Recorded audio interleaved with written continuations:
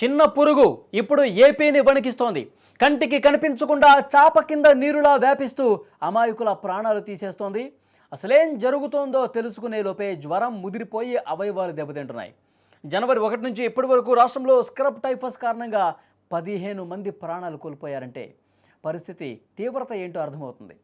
ఇప్పటి వరకు ఏకంగా 1806 కేసులు నమోదయ్యాయి. అసలేంటి స్క్రబ్ టైఫస్, ఎందుకు ఇలా భయపెడుతోంది? దీని గురించి తెలుసుకుందాం.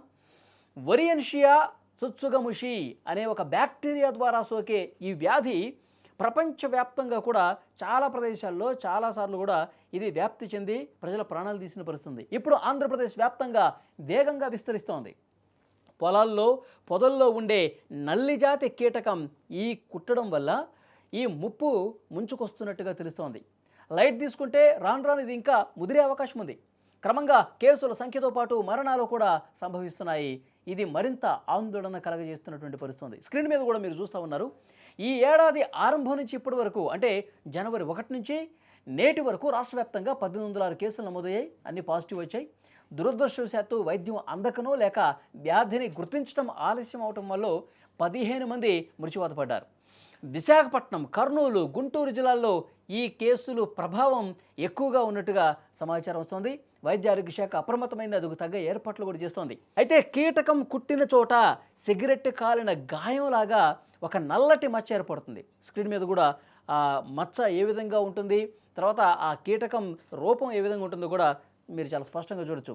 దీన్ని సకాలంలో గుర్తించకపోతే కిడ్నీలు, ఊపిరితిత్తులు, మెదడుపై ప్రభావం చూపి మల్టీ ఆర్గాన్ ఫెయిల్యూర్ అయ్యే అవకాశం కూడా ఉందని వైద్యులు చెప్తున్నారు. ముఖ్యంగా రైతులు, పొలాల్లో పనిచేసే కూలీలు, పార్కుల్లో ఆడుకునే పిల్లలు దీని బారిన పడే అవకాశం ఉంది. ఎందుకంటే ఇది గడ్డిలోనే ఉంటుంది, పొదల్లోనే ఉంటుంది, పొలాల్లో ఎక్కువగా ఉంటుంది కాబట్టి వాళ్ళకు ఎక్కువ ప్రమాదం వచ్చే అవకాశం ఉంది. జ్వరం వస్తే నిర్లక్ష్యం చేయకుండా వెంటనే రక్త పరీక్షలు చేయించుకోవాలని వైద్యులు సూచిస్తున్నారు. అటు ప్రభుత్వం కూడా అలర్ట్ అయింది. దీన్ని ప్రభుత్వ ఆసుపత్రుల్లో మందులు అందుబాటులో ఉంచామని చెప్తున్నారు. కేసుల సంఖ్య పెరుగుతుండడం మరింత ఆందోళన కలిగిస్తోంది. ఈ నేపథ్యంలోనే వైద్య ఆరోగ్య శాఖ పూర్తిగా ఆంధ్రప్రదేశ్ రాష్ట్ర వ్యాప్తంగా కూడా అన్ని ప్రాథమిక ఆరోగ్య కేంద్రాల్లో దీనికి ఈ పరీక్షలు చేసి ఇది స్క్రబ్ టైఫసా కాదా నిర్ధారించే పరీక్ష కిట్లు కూడా ఎక్కువ సంఖ్యలో పెట్టింది. తర్వాత ఇది నిర్ధారణ అయితే పాజిటివ్ కేసు వస్తే మరి ఆ వ్యక్తికి ఏ విధంగా వైద్యం అందించాలి, ఎలాంటి ఆయనకి వైద్యపరమైనటువంటి జాగ్రత్తలు చెప్పాలి, దీనికి సంబంధించినటువంటి అవగాహన కూడా వైద్య ఆరోగ్య శాఖ పూర్తిగా అప్రమత్తమై అక్కడ వైద్యులు కూడా సమాచారం చేరవేసినటువంటి పరిస్థితుంది. మందులు కూడా ఎక్కువగా పెట్టినటువంటి పరిస్థితుంది.